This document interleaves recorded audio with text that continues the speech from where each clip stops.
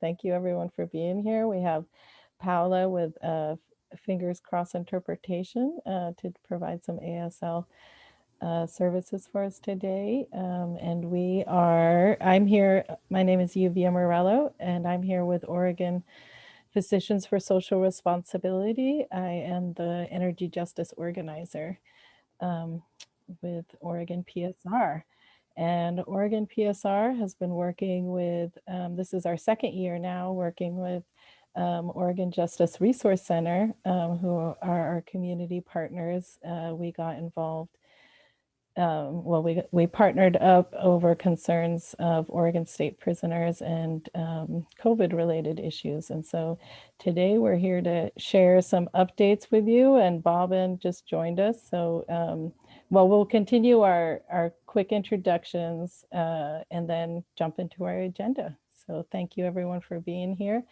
I think if Bobbin and Zach want to go next, and then we'll hear from Ann Theodora, and if Damon and Katie want to say hi too. Hi, we're grateful to be here with Oregon PSR. My name is Bhavin Singh. I'm the founding executive director of the Oregon Justice Resource Center, and looking forward to today's conversation. And I'm Zach Winston. I'm the new policy director with Oregon Justice Resource Center, and glad to be here to talk today. And I'm Ann Turner. I'm a retired physician volunteering with Oregon PSR, and my career was in community health at Virginia Garcia Memorial Health Center.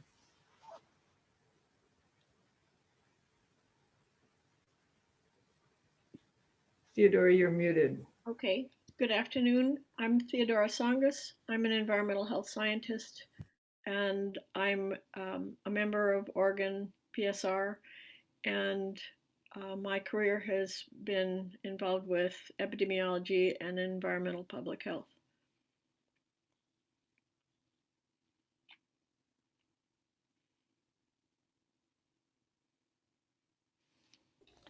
If Damon and Katie wanted to say hello, if not, we can, if Bobbin wanted, we'll see. I'll pass to save time, thanks. Okay. All right, well then I guess we'll jump into our agenda. If Bobbin wants to kick it off, we are, happy to be here. Great. Like I said, we're excited to be back with the Oregon's Physician for Social Responsibility, and excited about our continued collaboration with the organization and its members. You know, for a long time, I think one of the struggles that we had as an organization and advocates was, how do we begin to have a more honest and direct conversation about mass incarceration? So it's not just locked in or siloed in about criminal justice and public safety, but began to talk about the issues that are really central to what's causing mass incarceration, and what are the issues that are really front and center. And I think this past year, as we've all seen with the pandemic, public health in this country and in our community, in our state, and all aspects of it, has been the main and central sort of thing that we've been focused in on. I think, unfortunately, as a country, we are seeing this robust tension that exists between public health and our commitment to public health and the culture of mass incarceration, where they're coming in at odds. And what we are doing as a country and as states is, we are unfortunately not making the best public health decisions because we're being overridden as a country and as a state to our commitment to mass incarceration. We're allowing those things, those cultural sort of drivers of mass incarceration, sort of blind our ability to make what would seemingly be sort of common sense and, I think, straightforward and practical public health decisions that actually protect the well-being of the community. So today's webinar, we're really going to be giving an update on the work that we've been doing collaboratively with OPSR and some of the things that have been happening here in Oregon.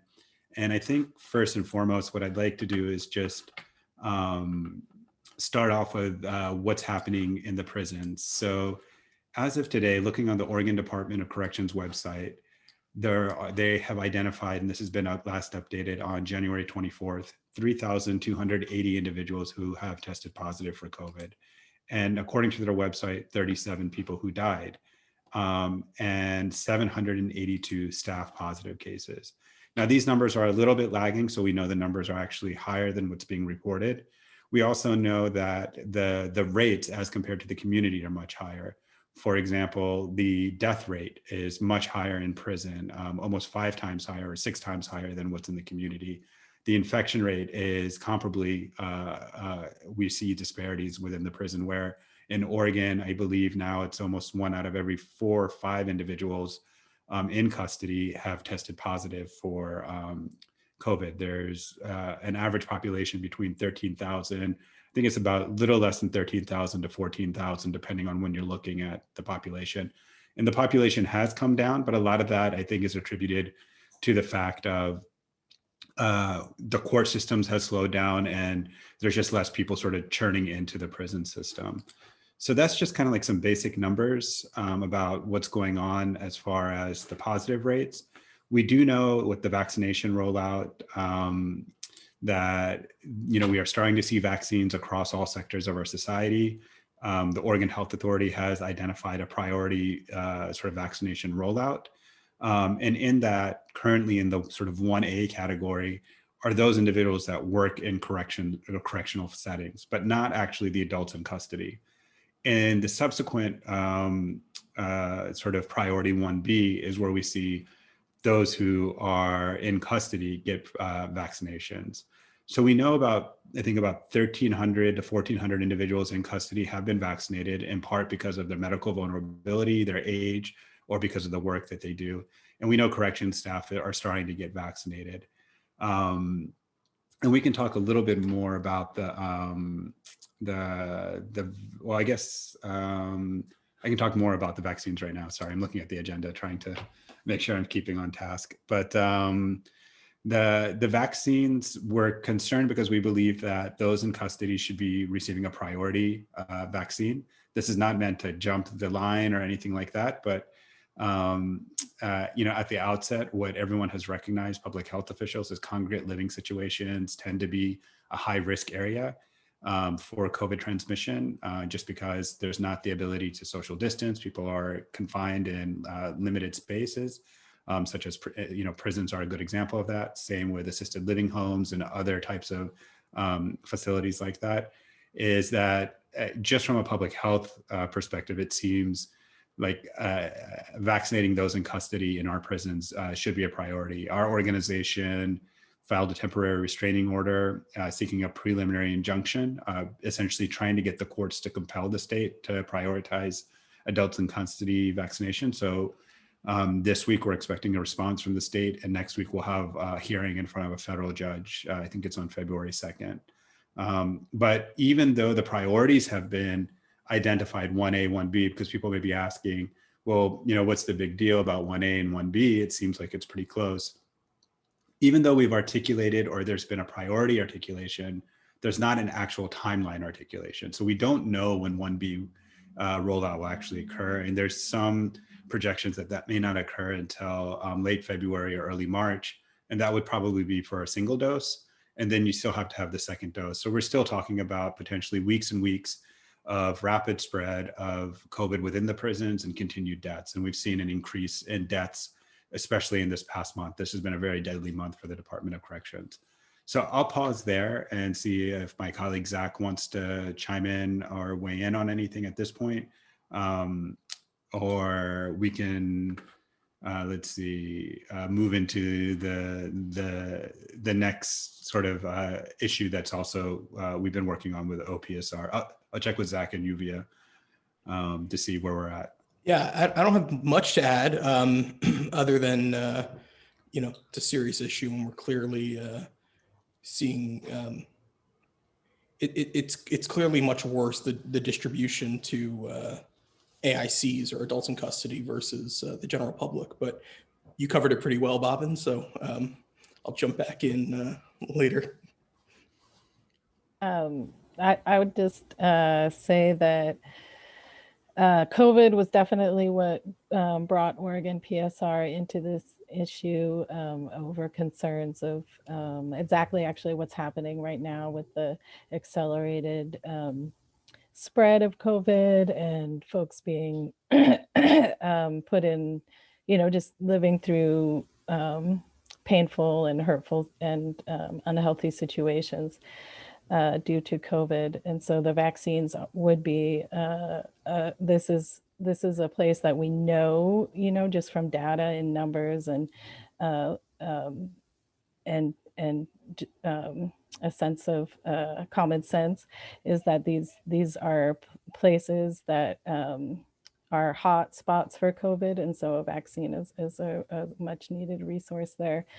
And so, yeah, just backing that up. And then, so our next area of topic is going to be the ombudsman, newly funded position, but Bobbin and Zach will um, better explain the work that we've been doing around that. And then I'll share a situation as to why I believe this is such an important position to be funded. Well, thank you. And, just a concluding remark on the vaccines, what I'll say is, we've seen some articulation or framing of, why should people in custody get vaccinations ahead of certain other populations? And again, it's not about jumping the line. What we have to, as a community, recognize where are the high risk spots for the transmission of COVID, especially with now, 2 known mutations, one that's been identified in England and one now that's been identified in California, is that we want to be able to, suppress this transmission of COVID. If COVID is spreading in the prisons, that means the workers are being exposed to it and bringing it back into their own communities. Not only that, but the adults in custody, the individuals in custody, if they are catching COVID and need hospital care, they then are being transferred into community hospitals and community beds. And those are spaces that other individuals could be accessing. And so it's really about how to manage the public healthcare system in the most appropriate way. And, and it's really about protecting the community at this point. This is not about, deserving and not deserving. This is about, understanding where the risks are in our community. So, vaccinating those in custody is a terribly important priority, because the largest workplace outbreaks have all been prisons at this point, in the hundreds and hundreds. So we're not saying this just because we believe it's the morally right thing to do, but we also believe it from just from a community health standard and public health standard as well. At least, that's where we've come down on it. Because this past year, we have been attempting to try to engage with the Department of Corrections, us through the courts, others through the political space, and trying to get some additional sort of relief for individuals in custody. But we haven't been very successful in attaining, additional releases. Over the past year, the prisons were evacuated due to wildfires.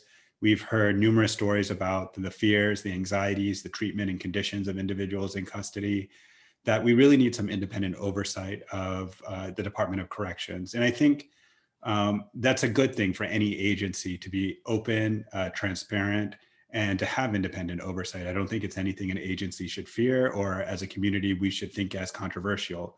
But these agencies, all of them, but especially the Department of Corrections, oversees a population of individuals in which they've assumed the responsibility of their well-being. They're in their custody, in the state's custody. And for that reason, they do have an obligation to ensure that the treatment is fair, humane, and compassionate. And we shouldn't strive for what the basement or what the minimal standards are, but we should actually be trying to accomplish new ways in which we engage individuals when they're in custody, and how we treat them is more a reflection of us, not a reflection of those individuals. And because we've had, I think, so many issues come up over the past year, we had been trying to explore opportunities for independent oversight or investigations. And what came to our attention last year was in 1977, the Oregon legislature actually created the position of Oregon Correction Ombudsman, which sits underneath the governor. It's an independent office that sits within the governor's office, but has the power to provide oversight and independent investigation into the Department of Correction, including subpoena power, which means this ombudsperson could initiate an investigation, request records or documents or whatever this person needs. And if the agency doesn't comply, they can be held in contempt. It's a very powerful position. It has gone unfunded and unfilled for quite a long time. We didn't even know this was in existence until last year. And when we learned about it, we thought this would be actually an important position to fill right now in light of COVID. So working with OPSR, we began to lobby and encourage legislators to take a look at this as a solution to what we believe is an incredible problem. And towards the end of last year, we were able to get legislative support. And on January 8th, during the emergency board hearing of the legislature, they allocated funding for this ombudsperson. So currently it's funded at $250,000 through June 30th. And this is a COVID ombudsman specific position that would be filled hopefully pretty soon. And this person would be able to investigate and review what's happened in the past year as it relates to COVID in the Department of Corrections. There's also additional legislation that's been introduced to make this ombudsperson a permanent position after the fiscal year ends and into the new biennium.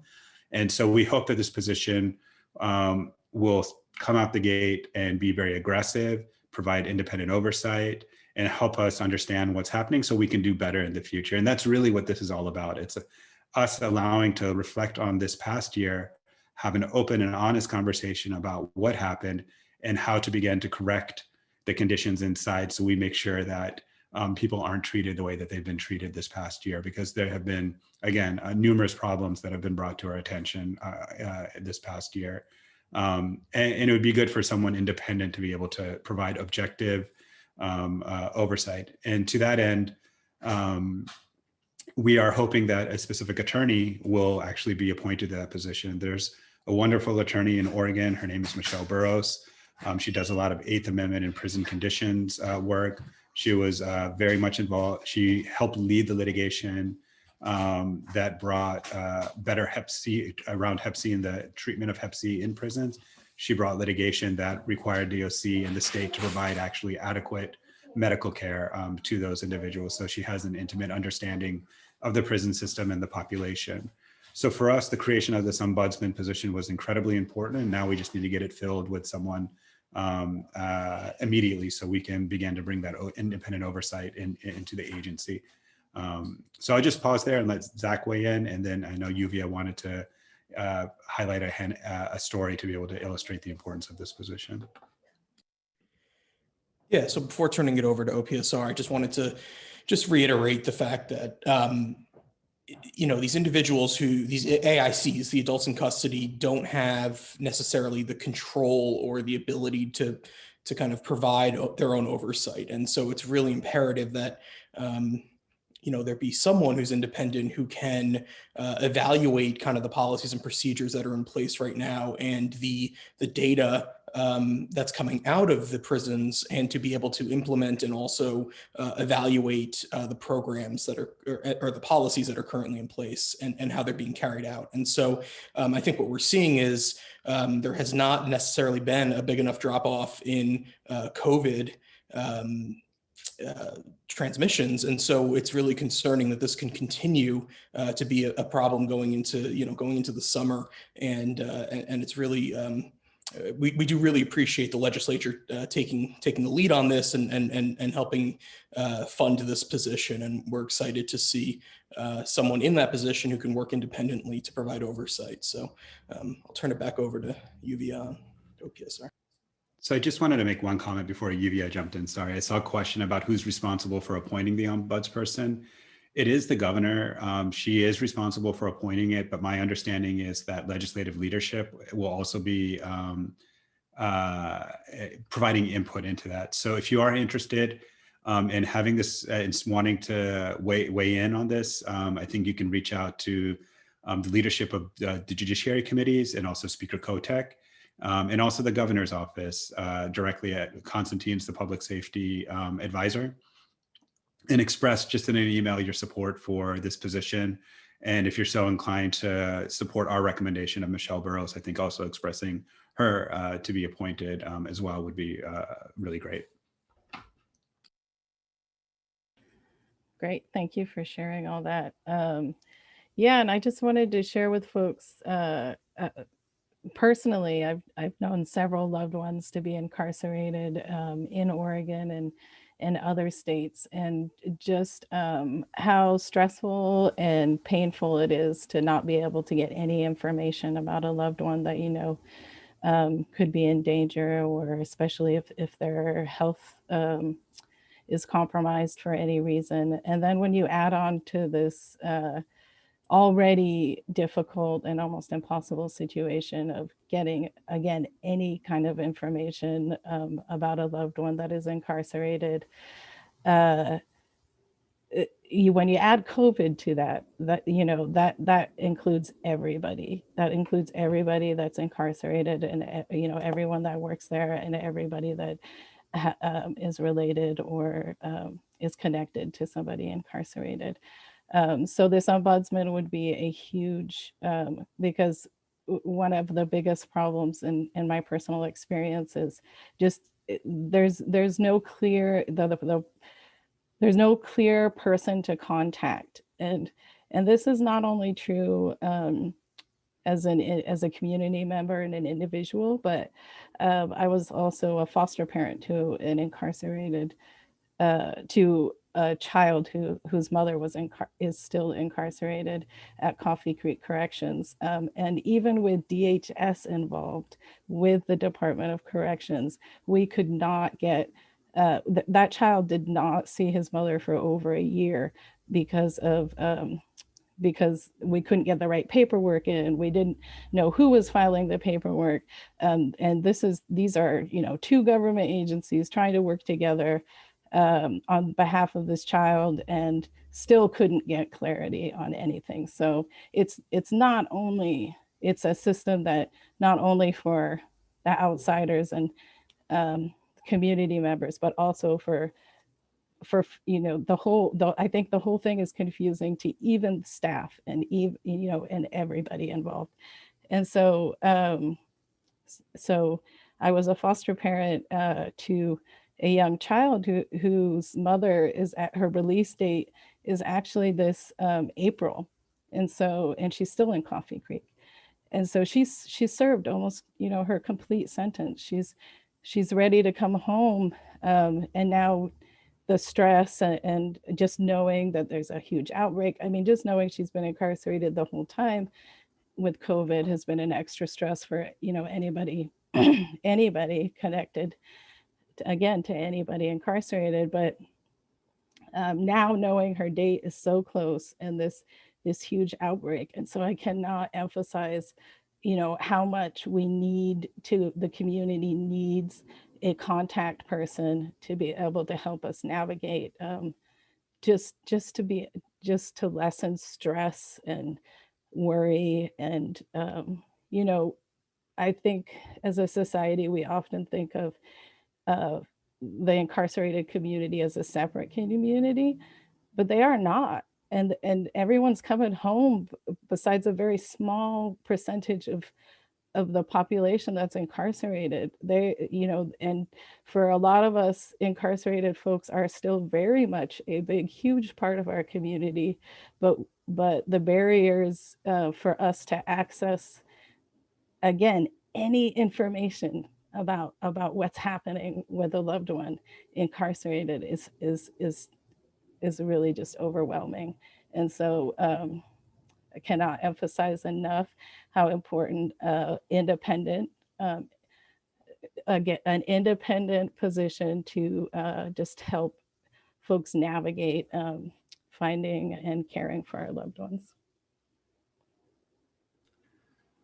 Yeah, and just to emphasize that point, I think, you know, I think as a society, as an estate, that the burden is on us to ensure that this position gets filled and gets filled with the right person, and that it's sustained as an independent position in perpetuity. Because for all the reasons that Yuvia mentioned, you know, having some independent person that loved ones, family members, AICs, or advocates can go to be able to talk about issues or problems is incredibly important. Because right now, there's not really any way or mechanism sort of outside of the Department of Corrections sort of administrative process, or any sort of opportunities outside the political process that really, or the courts, that really allow for relief. And even though that we have pending litigation, both around vaccines and also our class action in the treatment of COVID, using the courts is a very, very slow process. It's usually like a last resort because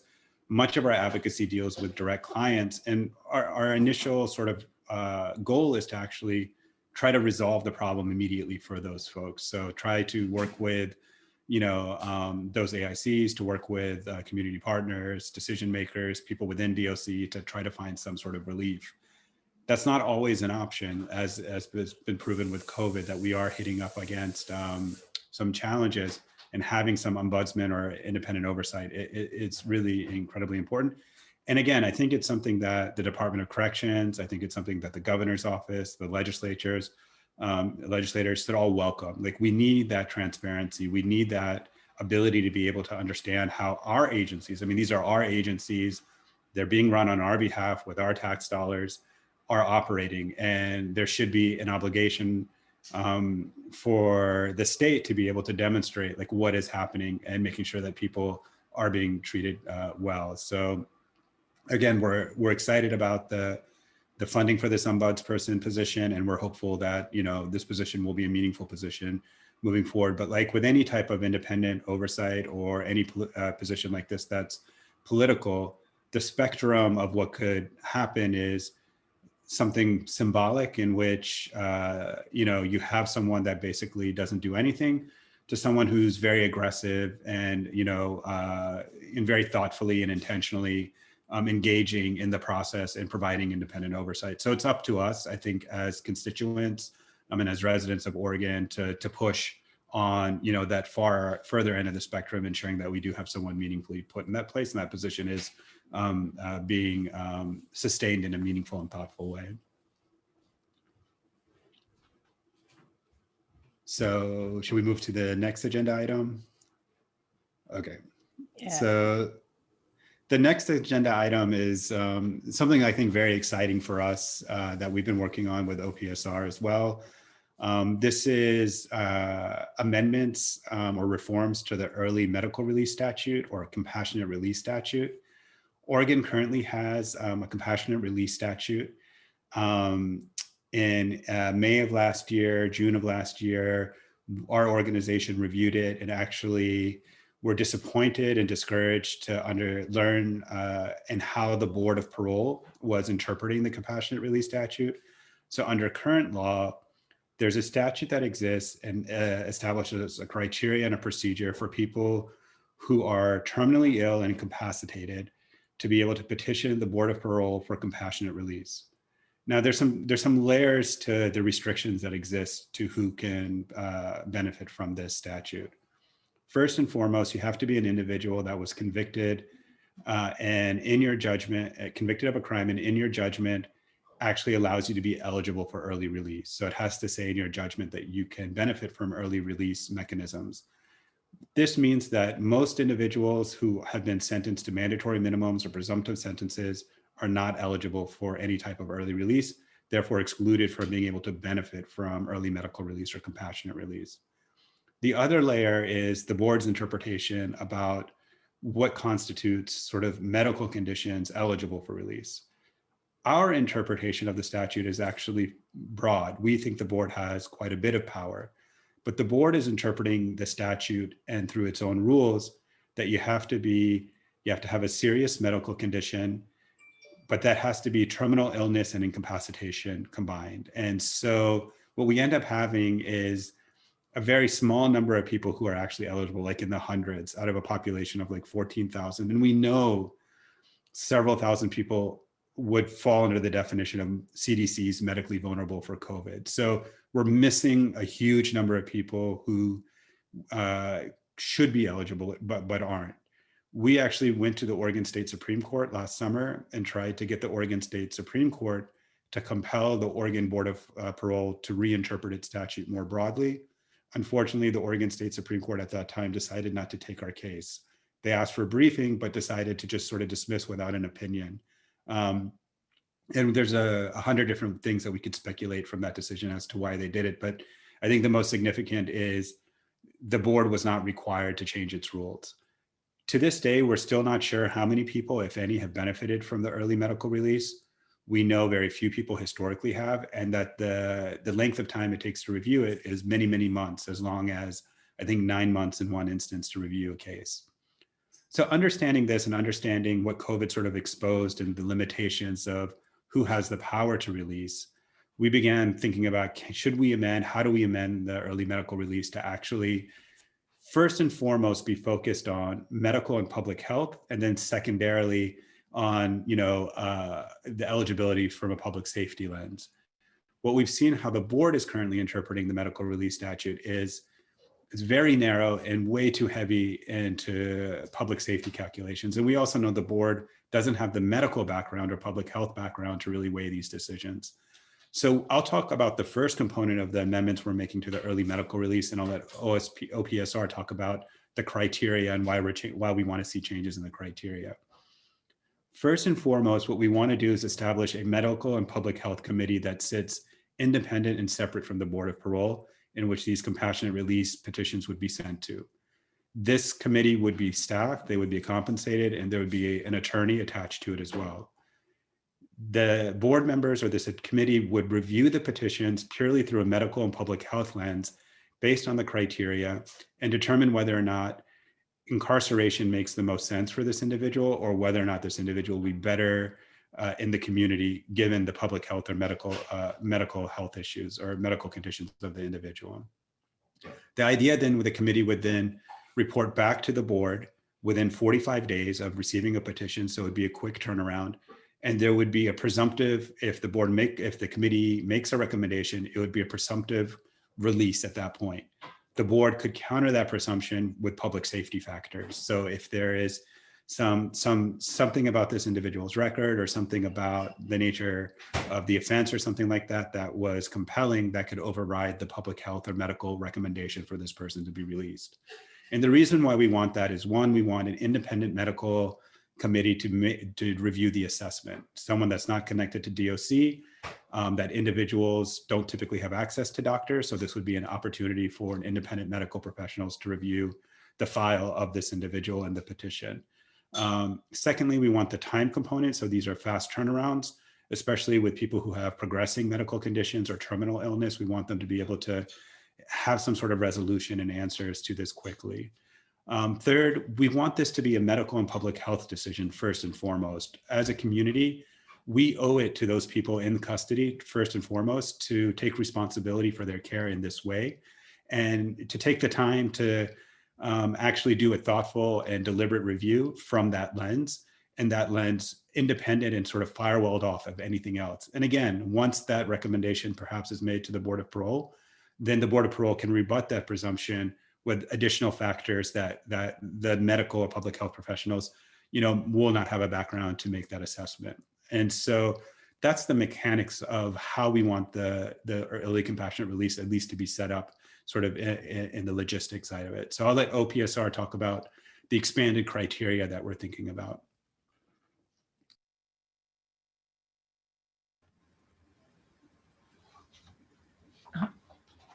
Hi.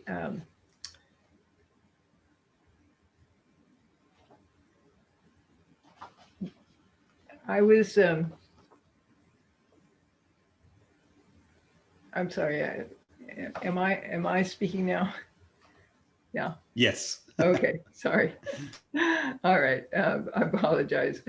So I really wanted to just go back to a little bit of background on how we at PSR got involved with the Oregon Justice Resource Center, going back to when COVID-19 first was upon us as a pandemic, and recognizing that that we were meeting, the Oregon PSR staff and volunteers, we were meeting to see what issues we could bring a voice to during this pandemic.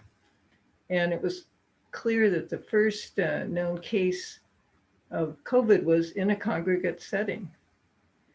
And so this obviously has been shown to be the most deadly place that COVID can occur.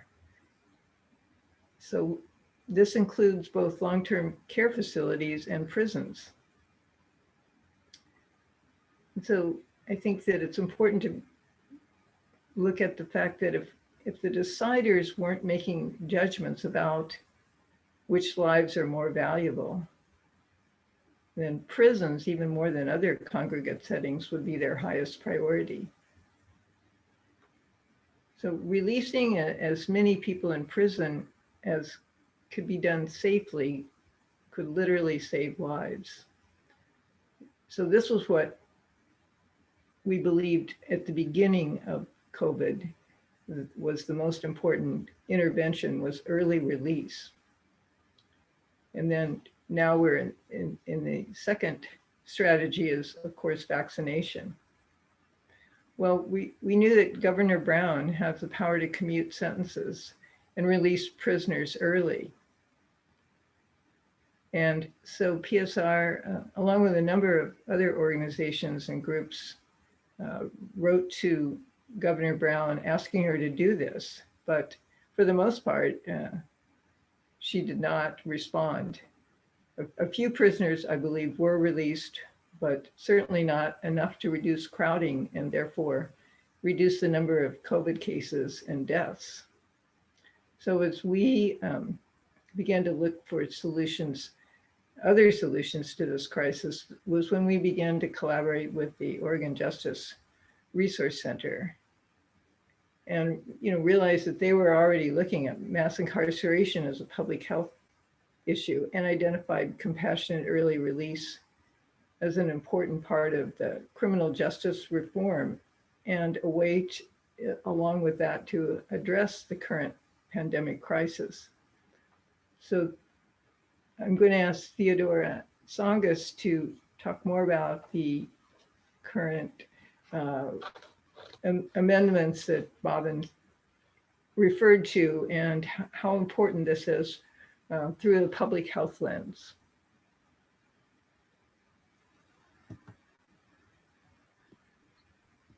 Hi, I'd like to just preface this with the fact that this pandemic is a public health crisis, and prisons were never designed to handle this kind of a situation or a crisis.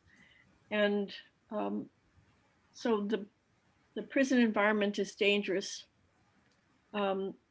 during a situation like a pandemic. And the other thing is that the criteria that were used to define who would be eligible for early compassionate release were very limited, as Bobbin and other people have said. And we wanted to try and add more possibilities to that definition, including terminal illness, the medical condition of a person suffering from a debilitating or progressively debilitating medical condition, a physical condition, including physically handicapped and incapacitated, so that a person cannot really take measures to protect themselves, intellectual disabilities, and certainly quality of life. A balance between the time left to serve and the quality of life living with a medical condition in prison. And living with a medical condition in prison is also really very difficult, simply because the prisons are not equipped to be able to manage many of these kinds of conditions. So what we have here is a public health situation where we need to be responsible as a community. This is our duty to consider the full realm of what's going on with people that are incarcerated. And it's also important from an epidemiologic point of view to protect the community, as we have said, the community that the prison exists in, and the larger community. And so that we need to control the spread of the virus in every way that we can try. And so we have expanded the idea of what criteria should be used to define a person, and also tried to clarify the process so that it is available to people that are incarcerated and so in custody.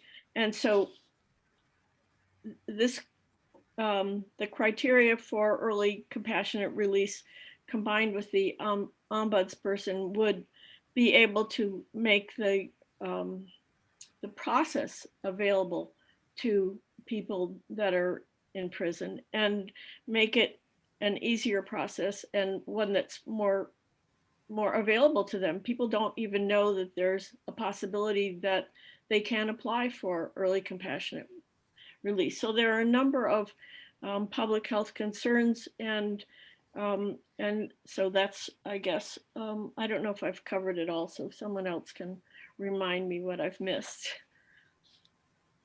Well, thank you, Theodora and Anna. And, I think that was a good synopsis of, the importance of the early medical release statute and then the expanded criteria. So as Theodora mentioned, instead of having a criteria that is seemingly being interpreted with a conjunction, so terminal illness and incapacitation, serious medical condition that includes terminal illness and potentially incapacitation, or some combination of that, like we're not really too sure.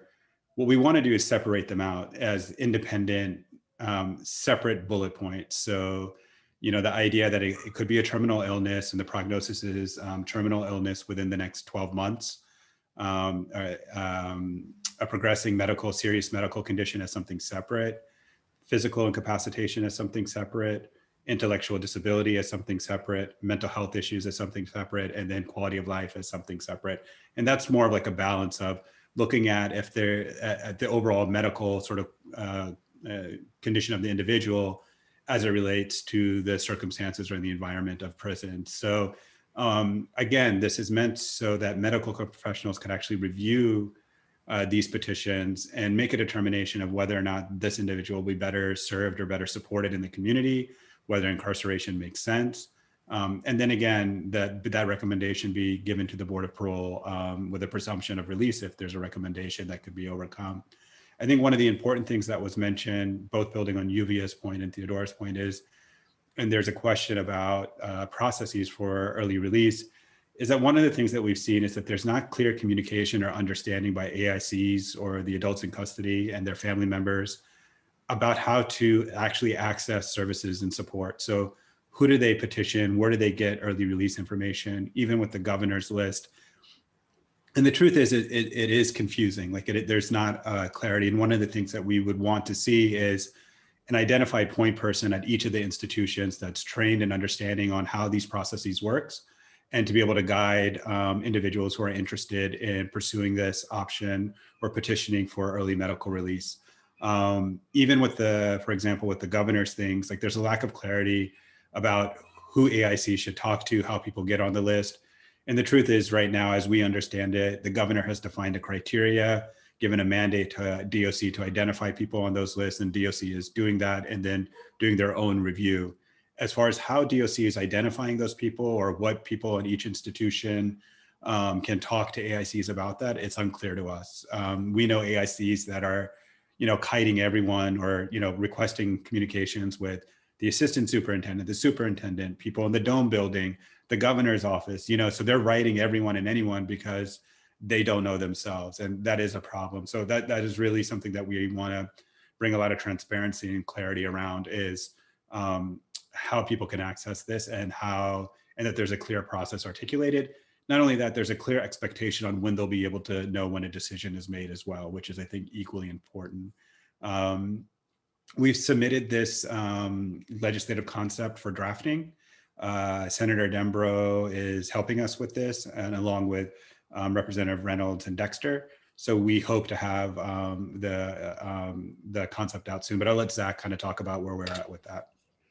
Yeah, thanks, Bobbin. So just a quick background on the process for how a bill becomes a bill is we talk with other organizations like OPSR, and we come up with kind of the big ask, what we want to see happen, and then we submit we then talk with the legislator about it, and then we submit an LC draft request, so a concept request that then goes to legislative council, who drafts a bill for us, and then we get that in a draft form, and then we can try to make any changes or amendments to it before it gets introduced into the legislature. And so that's just to give you kind of a background on where we are in the process, right? So the request is written kind of somewhat like a bill with somewhat legal language, but it's really just kind of outlining what we would really like to see. And so I definitely just wanted to touch on a few more points.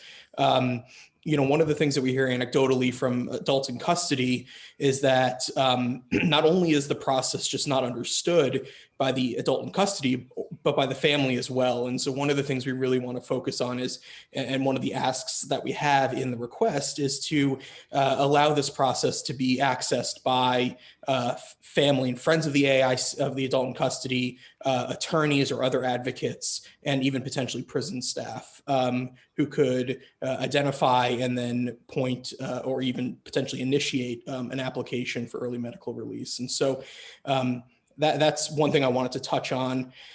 I also wanted to just, Bobbin had mentioned kind of the issue with eligibility and who is actually eligible right now for early medical release. And our request would have everyone eligible, eligible on the merits and not just automatically excluded.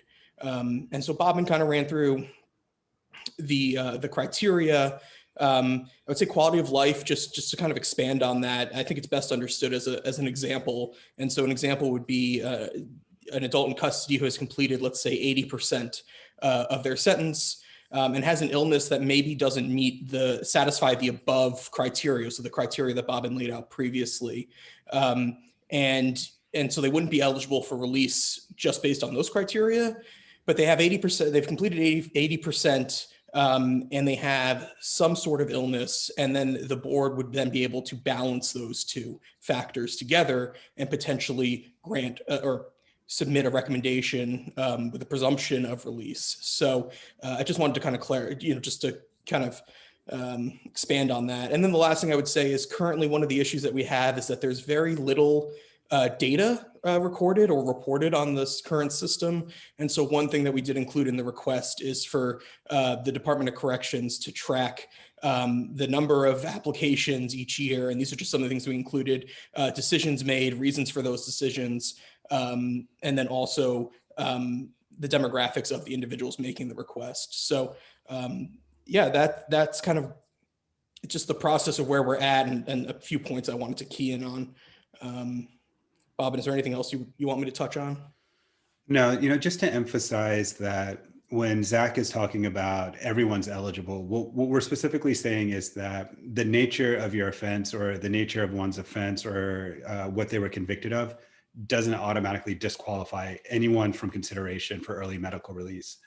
That will just be a factor into the consideration of the board. For example, if an individual does make it past the sort of advisory committee or the medical committee with a recommended release, then the board of parole could factor in not only the discipline record or the record of the individual in custody, the nature of the crime, and I think in other aspects that may be important in the consideration to overcome that presumption. So this is just to say that from a medical and public health standpoint, what we're looking at is the individual, him or herself, and that alone, and doing a medical analysis first, or a public health medical sort of review first. And we want to prioritize that. And that's why I think, I just want to emphasize why we're so excited to be able to work with OPSR, because we really believe it's actually medical and public health professionals that should be leading this conversation and not criminal justice organizations like ourselves, because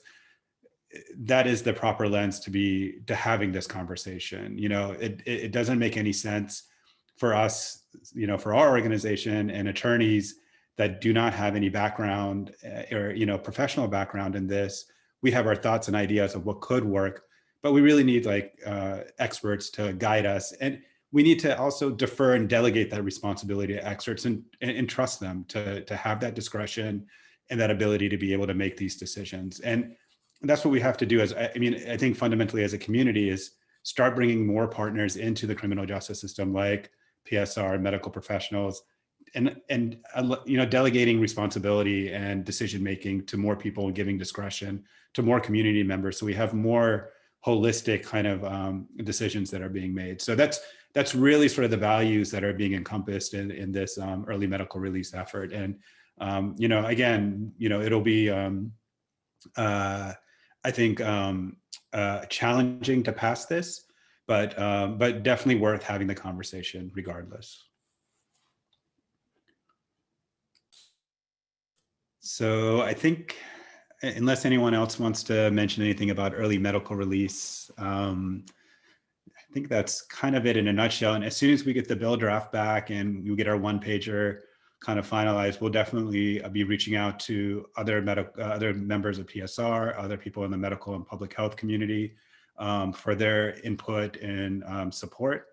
So we do hope that if you are the members of PSR or involved in the broader medical or public health community, and you're interested in this, you know, that segues into how you could support our work. And I don't know if Yuvia or Damon want to talk about how they can sign up with OPSR and stay connected to what OPSR is doing in the future.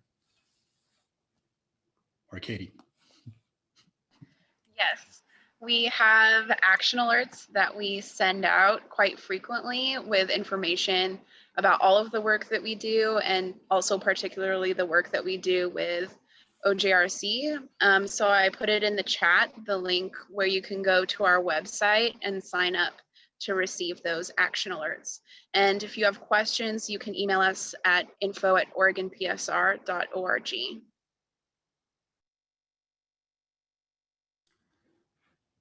Great. And if you're interested in staying connected with OJRC, you can follow us on social media, on Twitter or Facebook, and you can also sign up for our listserv at our website at ojrc.org or ojrc.info. You know, I just want to, again, emphasize sort of our sort of enthusiasm to be able to work with OPSR and members of the medical and public health community. And again, to help bring a more holistic and rounded perspective to the conversation of mass incarceration and criminal justice reform, because for too long, I think it's been too narrow, too siloed with who's been engaged in the conversation. It's often, you know, I will joke, like when you go to the legislature and lobby a bill, it's always like the same 5 or 6 people in the room making decisions about criminal justice reform. And to me, that's just too narrow of a slice of our community's perspective and knowledge and skill sets to be engaged in the conversation. So we're really excited about OPSR, you know, helping us think about the early medical release statute. And again, really excited about having, you know, the medical and public health community help lead that effort and help us understand better and think better about these issues as well. And, you know, as we've talked about in our previous webinar, this is just the tip of the iceberg as far as medical and public health issues related to mass incarceration. You know, we've done a report on public health and mass incarceration. It is on our website, but there are so many issues that come up, from medical conditions, treatment, chronic illnesses, dietary issues, environmental exposures to toxics, issues related to age, you know, continuity of care, addiction treatment. I mean, there's just so much public health and medical issues that overlap with mass incarceration, that if we really want to confront mass incarceration, then in our organizational perspective, we should declare mass incarceration a public health issue. And then I think we'll begin to ask the right questions and then get to the right solutions. Because right now, I think we're not talking about community well-being and in the right way. And for too long, we've used our criminal justice system as a repository for medical and public health issues without proper treatment and resources. So I'll just end on that note. I don't know if PSR wants to do any final note. Can you all hear me? Yeah. Okay, this is Yuvia. I lost my internet connection. I apologize. So actually, I lost all my power somehow, but hopefully that'll so I'm calling in here, but I just wanted to say thank you to everyone for coming out, and also just you highlight what Bobbin just said, and Oregon PSR got involved in this work, I think, because of work that the organization started years ago around equity and justice. And when COVID hit, it was the logical place, just no judgment involved, and just out of concern of public health and safety. We knew that adults in custody were going to be put in great harm in this COVID situation, and so we really appreciate Oregon Justice Resource Center partnership in helping us do some more work on this, and everyone for participating today. We did record this webinar, so we can share it because the United States leads the world in mass incarceration, and so it's not an issue that I think Bobbin said earlier. All these issues have just come to this point where there's no more putting it off. We have to deal with these things, and they're all intertwined. And so just really appreciate everybody tuning in, and thank you, Oregon Justice Resource Center. And thank you to Paola and Fingers Crossed Interpreting for providing our ASL interpretation today. Absolutely.